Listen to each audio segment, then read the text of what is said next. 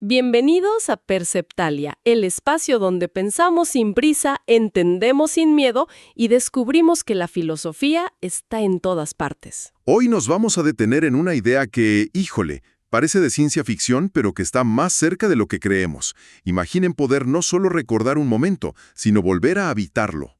Sí, hablar con una versión de un ser querido que ya no está, pero creada a partir de sus fotos, sus videos, sus audios, todo. En el texto que analizamos hoy, a esta tecnología la llaman Generative Reliving, o reviviscencia generativa, y nos sitúan en un futuro muy cercano, el 11 de febrero de 2026, donde estas plataformas ya son una realidad. La pregunta que nos hacemos es, ¿qué le pasa al ser humano, a nuestro deseo, a nuestra memoria, cuando el pasado deja de ser una ausencia para convertirse en un producto de consumo inmediato?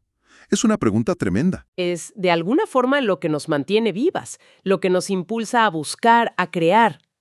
Justo. Y fíjate que ahí es donde las fuentes conectan esta idea con el psicoanalista Jacques Lacan. Para él, el deseo funciona por una falta. Por un vacío. Exacto. Él hablaba del objeto pequeño a. Y hay que entender que no es un objeto físico, no es la casa de tu infancia. Es más bien ese vacío que dejó ese objeto. Es la causa de nuestro deseo. Ese algo que siempre nos falta y que, por eso mismo, nos mueve. A ver, Lacan puede ser muy denso. Vamos a aterrizarlo. Haz de cuenta que la vida es una búsqueda del tesoro. Lo que te emociona no es el tesoro en sí, sino el mapa, las pistas, el misterio. Ándale, esa es una muy buena analogía. Y esta tecnología de reliving lo que hace es darte el tesoro de inmediato. Te dice, aquí está, se acabó la búsqueda, se acabó la búsqueda, y con ella se acaba el deseo. Y lo que queda, según Lacan, no es satisfacción, es algo que él llamó jouissance, goce. ¿Que no es lo mismo que placer? Para nada. Es un goce desbordado, excesivo, casi mortífero.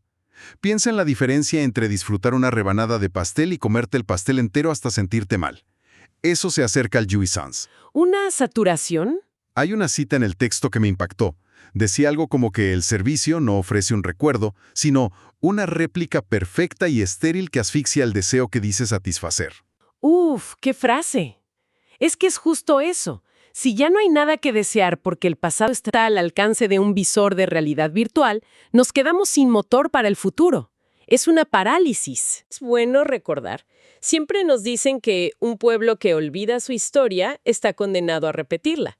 ¿No podría ser hasta terapéutico? Es una pregunta clave. Y las fuentes la abordan poniendo a otro pensador sobre la mesa, a Friedrich Nietzsche. Claro. Es que una cosa es la memoria histórica, la colectiva, y otra la memoria personal que te paraliza. Nietzsche defendía lo que él llamaba la fuerza plástica del ser humano. O sea, la capacidad de olvidar para poder crear algo nuevo. ¿Para sanar? Como limpiar un lienzo para poder pintar de nuevo. Si el lienzo está lleno, no hay espacio para nada más. Justamente, Nietzsche decía que el exceso de memoria es una enfermedad que paraliza la vida, y esta tecnología nos condena a una hipermnesia, a recordarlo todo, con una fidelidad absoluta. O sea que el olvido, que es una función biológica súper sana, se convierte en un error del sistema. En un bug. Exacto. Se vuelve algo que hay que corregir. Y si no podemos olvidar, no podemos superarnos. Corremos el riesgo de ser lo que Nietzsche llamaba con bastante desprecio el último hombre. Híjole. ¿Y qué es el último hombre? Es un ser que ya no crea, que no arriesga, que no aspira a más. Ha encontrado una felicidad, pero es una felicidad pequeña, de pura comodidad. Un ser que solo consume las obras de su propia biografía. ¡Qué pensamiento tan desolador! Pasas de ser la protagonista de tu vida a ser la espectadora eterna de tus propios grandes éxitos. Te vuelves la curadora de tu propio museo personal, en lugar de salir a explorar nuevos territorios. Y esto me lleva a pensar que el problema no es solo individual, es cultural. Totalmente. Y aquí las fuentes conectan con teóricos más recientes como Mark Fisher. Él hablaba de ontología. Suena a fantasmas. Y un poco lo es. No fantasmas literales, sino la sensación de que el presente está embrujado por futuros que nunca llegaron. Piensa en las promesas del siglo XX, los coches voladores, las utopías. Claro. Como esos futuros no se materializaron, nuestra cultura, según Fisher, dejó de generar cosas radicalmente nuevas y empezó a reciclar el pasado. Sí, lo vemos por todos lados. En lugar de nuevos géneros musicales, tenemos revivals de los 80s. En lugar de nuevas películas, tenemos reboots y remakes. Es una sensación de estancamiento. Justo, y la reviviscencia generativa sería la culminación de esa lógica. El reciclaje elevado a su máxima potencia. Ya no necesitas crear, solo alimentas a la máquina con tu pasado y ella te devuelve una nostalgia a la medida, infinita. La ontología como servicio de suscripción.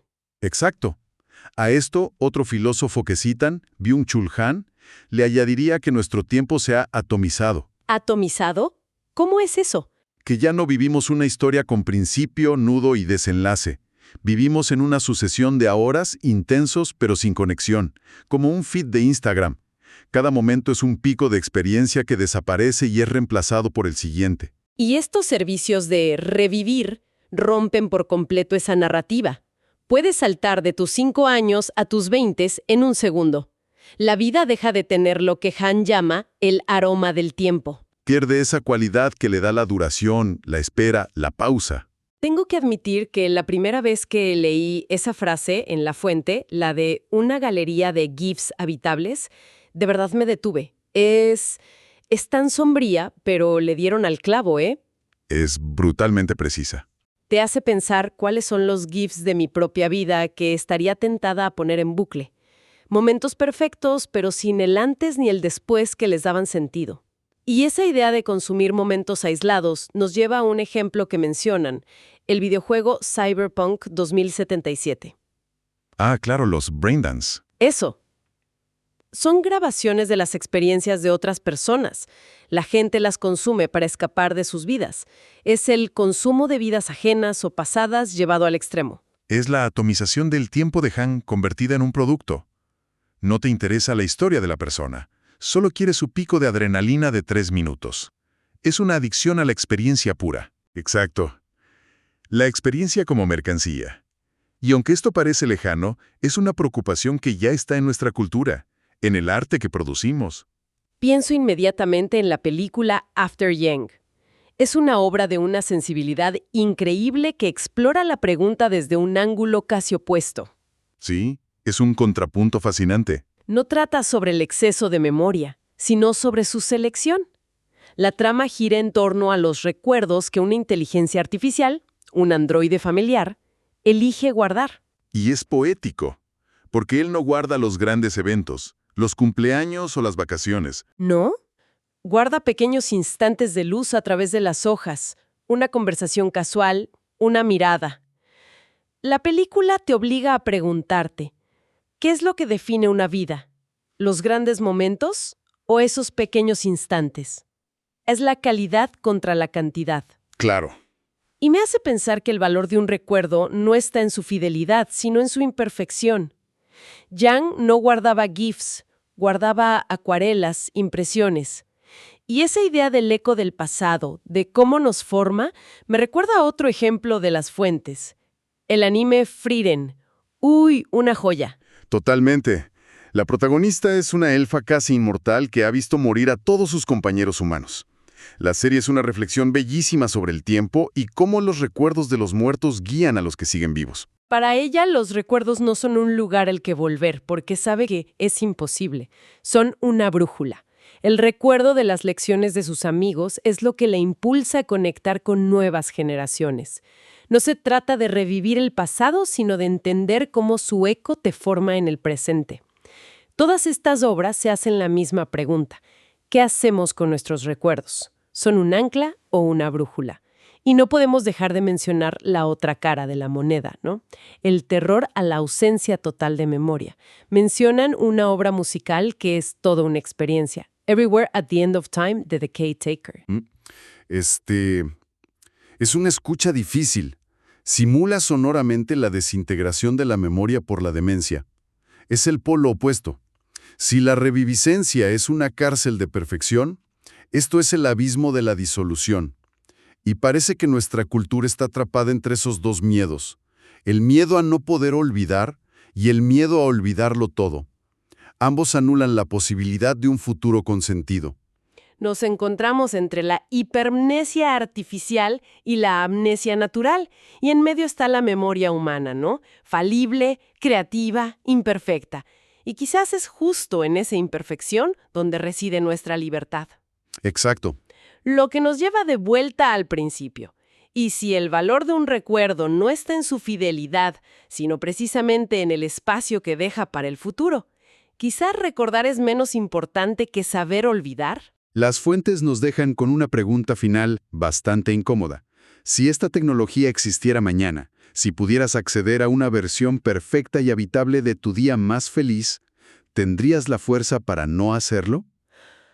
Híjole. ¿O la tentación de llenar ese vacío del que hablaba Lacan es simplemente demasiado humana como para resistirse? Esa es la pregunta del millón.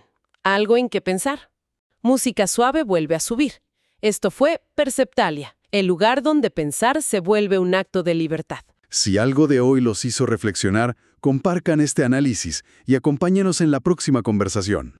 La música termina el episodio.